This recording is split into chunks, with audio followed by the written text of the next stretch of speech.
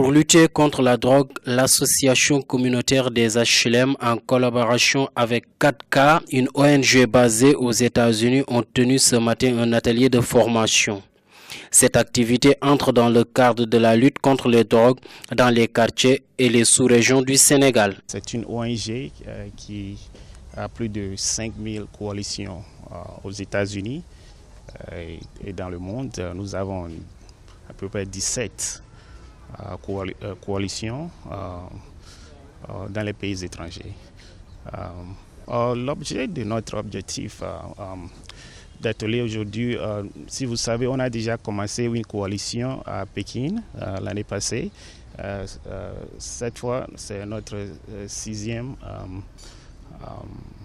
fois que nous sommes au Sénégal. La coalition que nous avons commencé à Pékin, ça marche bien. Donc, on a fait des investigations et puis nous avons décidé de faire une expansion à Dakar parce que ça marche. Donc, on a décidé de faire encore une coalition avec les HLM pour continuer notre objectif pour aboutir à ce fléau. Le directeur du centre Jacques Chirac estime que cette collaboration avec l'ONG 4K aboutira à des résultats concrets. En réalité, il y a un partenariat entre le centre Jacques Chirac et une ONG américaine qui s'appelle 4K. L'objet de ce partenariat, c'est en fait de pouvoir transférer un peu les compétences de 4K au niveau du Sénégal. Parce que vous savez, quand on a rencontré 4K, nous nous sommes rendus compte qu'ils avaient une approche assez spécifique et une approche innovante par rapport à ce qui se faisait. Parce que vous savez, en matière de lutte contre les drogues, les gens avaient l'habitude de prendre des experts, les amener dans les quartiers ou bien en tout cas dans les institutions, les écoles et tout ça, pour un peu sensibiliser les gens par rapport aux problèmes. L'approche de 4K consiste à donner la compétence au niveau des communautés pour un peu les amener à se mobiliser elles-mêmes contre ce fléau-là. Par ailleurs, 4K, cette ONG basée aux États-Unis, appelle tous les acteurs à mobiliser leurs forces pour qu'une telle coalition soit vivante. Mais une coalition, on a besoin de l'association des jeunes, les parents, le groupement des femmes, les écoles, les imams, tout ça, là, ça va former une force.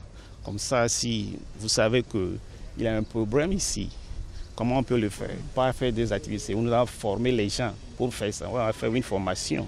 Après les formations, ils vont commencer à faire des activités, basant sur les problèmes qu'ils ont dans la communauté ici. Sachant bien que les défis sont nombreux pour lutter contre la drogue, les jeunes des HLM se mobilisent.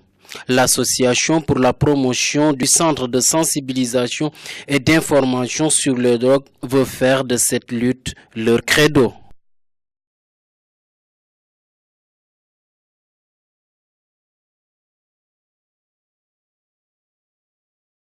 Ngir xeex lii di Sinébar nag, association communautaire des HLM lëkkaloog ak benn ONG bu nekk Amérique bu ñuy wax 4K ñoo doon def benn atelier de formation tey ci suba. Activité yooyu nag dafa dugg rek ngir xeex lii lépp luy drogue. C'est une ONG qui a plus de 5000 coalitions. ñun ab ONG lañu mu am lu tolloog 5,000 ci ay coalition fële ci États-Unis ak àdduna bi yëpp ba tax na am nañu tolloog fukki coalition ak juróom-ñaar ci yeneen i réew. sababu daje mi nag mooy ñu former ay ndaw yuy xeex lii di Sinébar ci Dakar ak ci gox-goxaan yi. On a décidé de faire encore une coalition avec les HLM pour continuer notre objectif pour aboutir à ce fléau.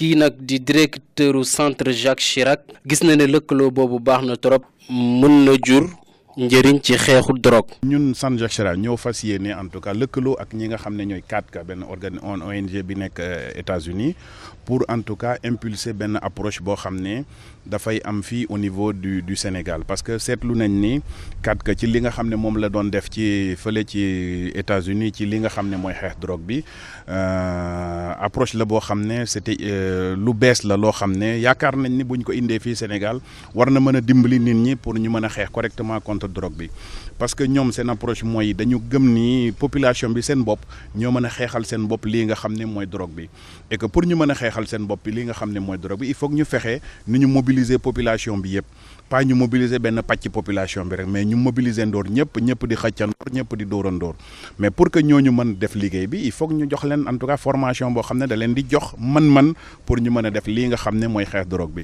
donc bi ñu nammee def lii nga xam ne mooy installé benn coalition communautaire fii ci HLM moo tax ñu ne li ñuy dooree ci loolu pour que ñun ñi mën a am compétence bi pour mën ko def mooy ñu defal leen formation yi nag ñetti module la benn module bi dañ koy def tey ak suba bu ñu toogaatee ñetti weer ñu ñëwaat fi def beneen module bi bu ñu toogaatee ñetti weer yeneen weer ñu ñëwaat fi def beneen module bi. ginnaaw loolu nag ONG bi di KADGA mi ngi woo ñëpp rek ñu dugal ci seen loxo ngir rek xeex drogue boobu am doole fii ci réew mi.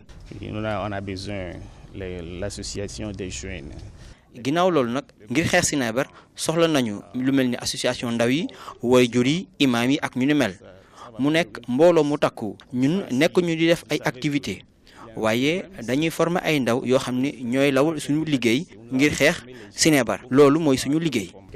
Basant sur les problèmes qu'ils ont dans la communauté ici. xam nañ nag li leen di xaar ci xeexum drogue dafa bëri trop loolee waral nag lii di ndaw waa HLM ñoom ñu takku ba dëgër ngir xeex ko.